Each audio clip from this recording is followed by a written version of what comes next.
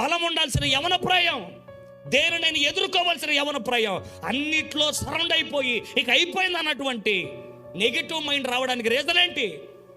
దేవుడు లేడు కదా మన లైఫ్లో. ఎంత అందంగా చేకూకున్నాడు, ఎంత స్వరం ఇచ్చాడు, ఎన్ని వరాలు ఇచ్చాడు, కానీ దేవుని యొక్క ఆత్మాభిమానం చంపుకున్నాం, లోకానికి అలవాటు పడిపోయాం. అందుకే అలవాట్లు కూడా చుట్టాలైపోయాం కదా మనం.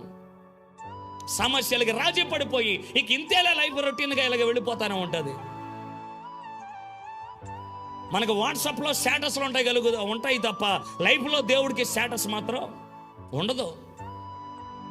దేవుని ఎప్పుడు తక్కువ అంచనాలు వేయడమే. శరీరాన్ని ప్రేమించేవాడు దేవుని శరీరాన్ని ఎలాగా అంగీకరించగలుగుతాడు? శరీర అందాల్ని ఇన్స్టాగ్రామ్లో చాపపరిచినట్టు పరుచుకునే యవనస్తులకి, యవన స్త్రీలకి యేసయ్య శరీరాల మీద ఉన్న గాయాల విలువ ఏమర్థమవుతుంది? ఎందుకు గాయాలయ్యాయో, ఎందుకు ఆయన కొరడాలతో కొట్టబడ్డాడో, శరీరం మీద ట్యాటూ వేసుకునే వానికి, శరీరానికి రంగులు పూసుకునే వానికి ఆయన శరీరం ఎందుకు చేల్చబడింది ఎవరికి అర్థమవుతుంది?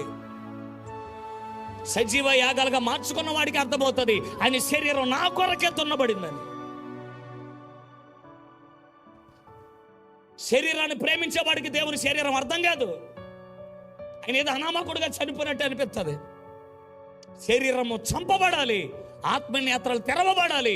అప్పుడే కలువరి శిలువలో వేలాడుతున్నవాడు నావాడు అన్న యథార్థత నీ హృదయానికి ఆకలింపు అవుతుంది.